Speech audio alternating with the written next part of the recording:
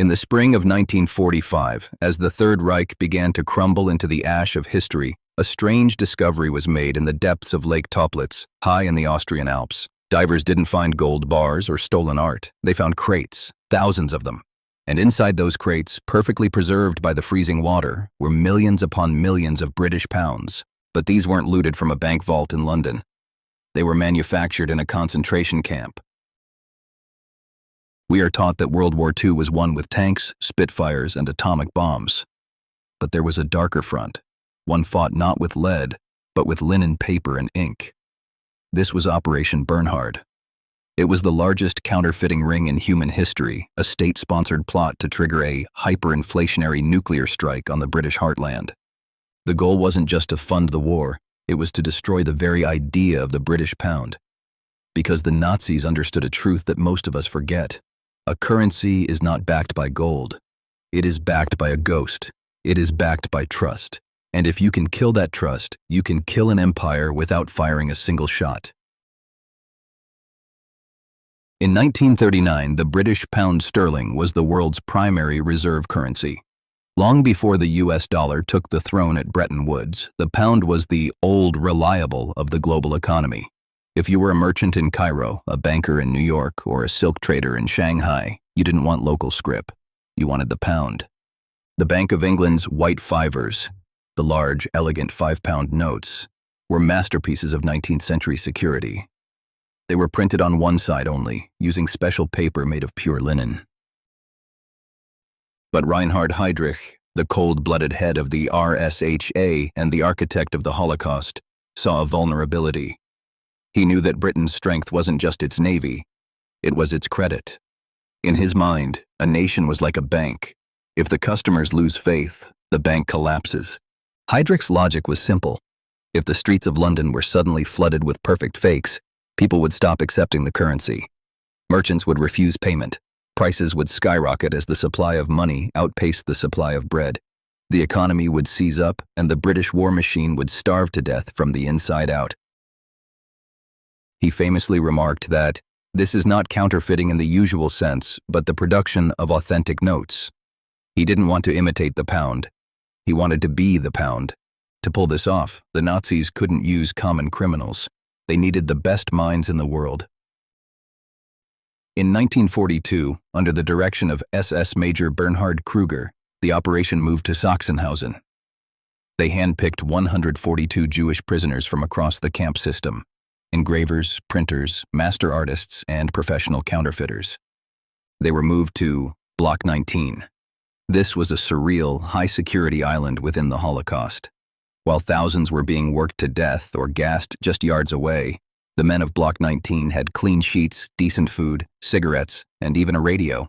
They were told, if you succeed, you live.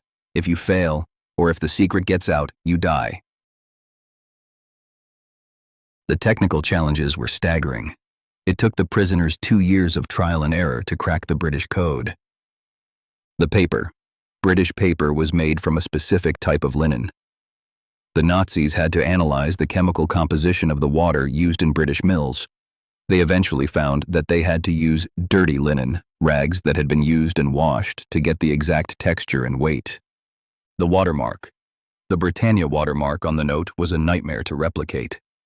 It wasn't just a stamp. It was woven into the paper's fibers.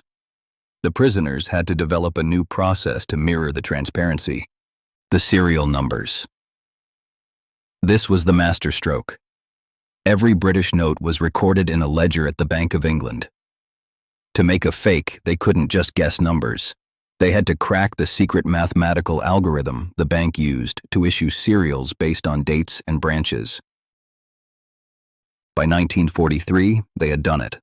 They produced 4 grades of notes. Grade 1 was perfect. It was sent to neutral countries to be exchanged for real gold and foreign currency. Grades 2 and 3 were for paying spies. Grade 4 was intended to be dropped over London. To test their work, the SS sent a batch of Grade 1 notes to a neutral bank in Switzerland. The Swiss bank, suspicious of the large amount, sent them to the Bank of England for verification. The Bank of England's response? They are authentic. The Nazis had successfully hacked the DNA of the British economy. The original plan, Operation Andreas, was to drop the money from Heinkel bombers over the UK. Imagine waking up to find your backyard covered in £5 notes. It sounds like a dream, but for a government, it's a death sentence. It creates instant, uncontrollable inflation. However, by 1944, the Luftwaffe had lost control of the skies. The money rain never happened. Instead, the SS turned the operation into a massive laundering scheme.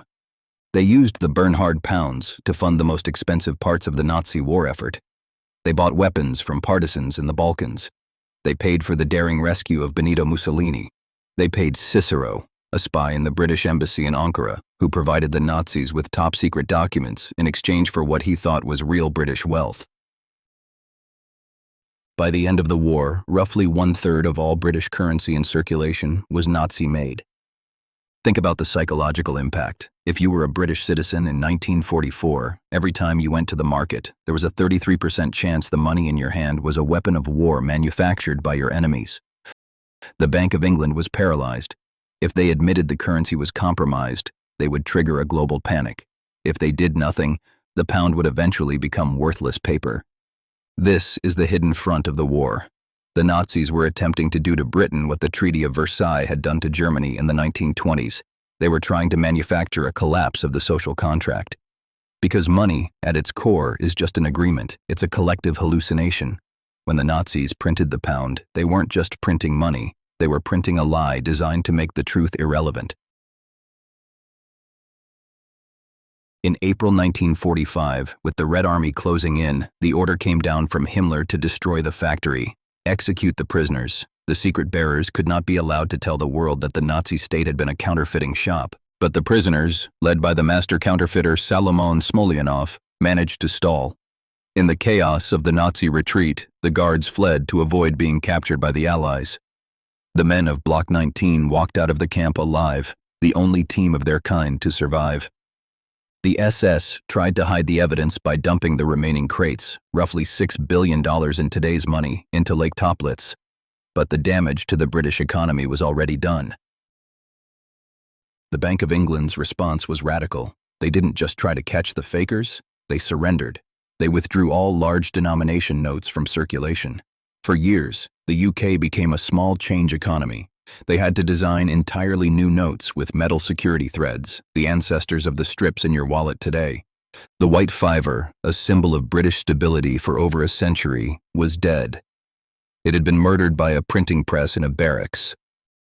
Operation Bernhard failed to win the war for Hitler, but it proved something terrifying about the modern world. We live in an era of fiat currency, money that exists because a government says it does. Today, we don't even need printing presses to destroy an economy. We have cyber attacks that can wipe out bank ledgers. We have algorithmic trading that can devalue a currency in milliseconds. And we have central banks that digitally print trillions of dollars to keep the system afloat.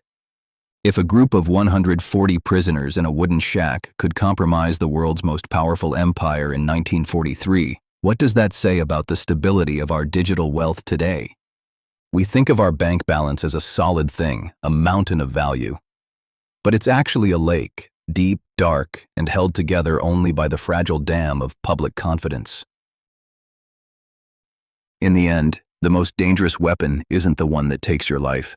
It's the one that takes your belief in the system. Because once the trust is gone, all you're left with is paper.